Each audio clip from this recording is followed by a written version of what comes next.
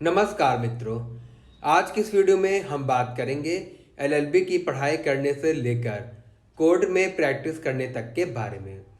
तो जानने के लिए वीडियो को शुरू से लेकर आखिर तक अवश्य देखें। एलएलबी करने से पहले हमें यह जानना जरूरी है कि एलएलबी का फुल फॉर्म क्या होता है। एलएलबी का फुल फॉर्म है लेगम बैकालॉरियस, जिसे हम आप सभी बैचलर ऑफ लॉ के नाम से जानते हैं। अब बात आती है कि एलएलबी करें कैसे। तो एलएलबी करने के लिए आपके पास दो विकल्प हैं। पहला, 12th पास करने के बाद जो कि 5 वर्ष का कोर्स है, और दूसरा ग्रेजुएशन यानी स्नातक पास करने के बाद जो कि 3 वर्ष का कोर्स है। अब एलएलबी में प्रवेश लेने के लिए योग्यता क्या है। तो एलएलबी में प्रवेश लेने के लिए जो योग्यता बार काउंसिल ऑफ इंडिया द्वारा निर्धारित की गई है वह निम्न प्रकार से है।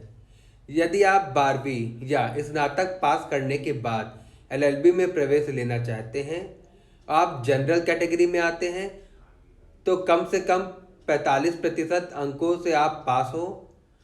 और यदि आप एससी और एसटी कैटेगरी में आते हैं तो कम से कम आप 40% अंकों से पास। अभी तक एलएलबी करने के लिए कोई निर्धारित उम्र सीमा तय नहीं की गई है।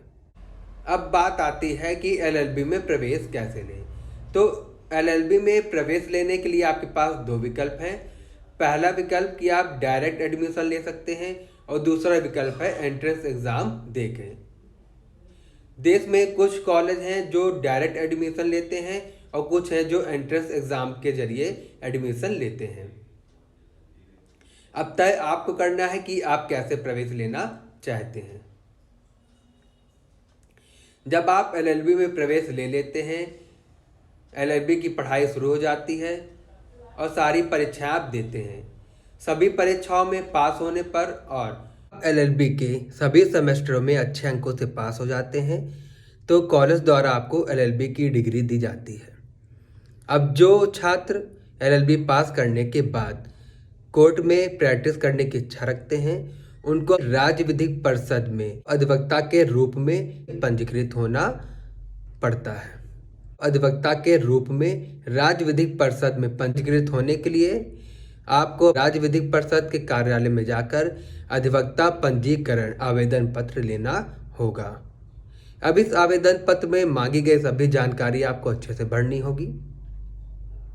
जो औपचारिकताएं वो पूरी करनी होगी, और इसके साथ जो दस्तावेज लगेंगे उन सभी को लगाना होगा, जैसे कि 10th क्लास की मार्कशीट, 12th क्लास की मार्कशीट, ग्रेजुएशन की, एलएलबी के सभी सेमेस्टर की।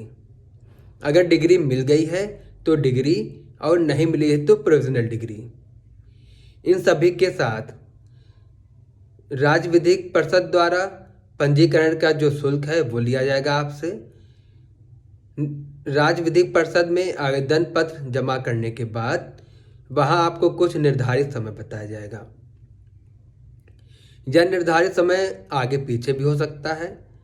पंजीकरण प्रक्रिया पूरी होने के बाद आपका जो अधिवक्ता पंजीकरण प्रमाण पत्र है, अधिवक्ता पहचान पत्र या जरिए डाक आपके पते पे पहुंचा दिया जाता है। यदि किसी कारणवश नहीं आता है तो आप राज्य विधिक परिषद में जाकर संपर्क कर सकते हैं। जब आप अधिवक्ता के रूप में राज्य विधिक परिषद में पंजीकृत हो जाते हैं और कोर्ट में प्रैक्टिस करना चाहते हैं तो उसके लिए आपको सर्टिफिकेट ऑफ प्रैक्टिस की ज़रूरत पड़ेगी। यह सर्टिफिकेट ऑफ प्रैक्टिस आपको कहाँ से मिलेगा यह जानना जरूरी है। सर्टिफिकेट ऑफ प्रैक्टिस के लिए आपको ऑल इंडिया बार एग्ज़ाम देना पड़ेगा। इसके लिए आपको बार काउंसिल ऑफ इंडिया की अधिकृत वेबसाइट पर जाकर ऑल इंडिया बार एग्ज़ाम के लिए आवेदन करना पड़ेगा। जब यह परीक्षाएं आयोजित होती हैं तो नोटिफिकेशन के द्वारा मालूम पड़ जाता है। जब आप बार काउंसिल ऑफ इंडिया की अधिकृत वेबसाइट पर जाएंगे और यह परीक्षाएं आयोजित होने वाली होंगी तो नोटिफिकेशन पे आप देखेंगे रजिस्ट्रेशन का फॉर्म आ जाएगा। जब आप रजिस्टर पे क्लिक करेंगे तो फॉर्म खुल के आएगा। सबसे पहले आपको अधिवक्ता एनरोलमेंट नंबर दर्ज करना पड़ेगा। उसके बाद आवेदन की प्रक्रिया आगे बढ़ेगी। आवेदन पत्र में मांगी गई सभी जानकारी आपको स्पष्ट भरनी होगी, मांगे गए सभी दस्तावेज अपलोड करने होंगे, जैसे कि अधिवक्ता प्रमाण पत्र की स्कैंड कॉपी, फुल ड्रेस में आपकी एक फ़ोटो और एक पहचान पत्र की स्कैंड कॉपी आपको अपलोड करनी होगी। इस परीक्षा की जो फीस लगेगी वह फीस आपको सबमिट करनी पड़ेगी। यह सब सबमिट करने के बाद जब आपका फॉर्म सफलतापूर्वक सबमिट हो जाता है तो आपको एक आवेदन संख्या मिल जाती है, आपका एक यूज़र आईडी पासवर्ड बन जाता है। जब यह परीक्षाएं होने की तिथि नज़दीक आती है तो एक हफ्ते पहले आपको एडमिट कार्ड मिल जाता है। इस एडमिट कार्ड के लिए आपको इसी बार काउंसिल ऑफ इंडिया की वेबसाइट पर जाके डाउनलोड करना पड़ेगा। जब आप ऑल इंडिया बार की परीक्षा देते हैं और अच्छे अंकों से पास हो जाते हैं तो बार काउंसिल ऑफ इंडिया द्वारा आपको सर्टिफिकेट ऑफ प्रैक्टिस और एक पहचान पत्र मिलता है।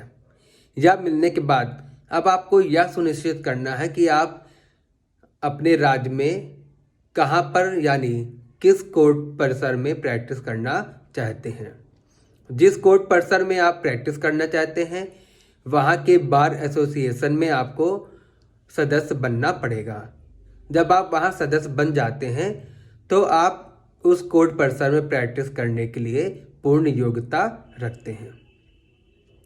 दोस्तों, ऐसी वीडियो के अपडेट्स पाने के लिए, हमसे जुड़े रहने के लिए चैनल को सब्सक्राइब करना ना भूलें और वीडियो देखने के लिए धन्यवाद। आशा करता हूँ यह वीडियो आप सभी को पसंद आई होगी।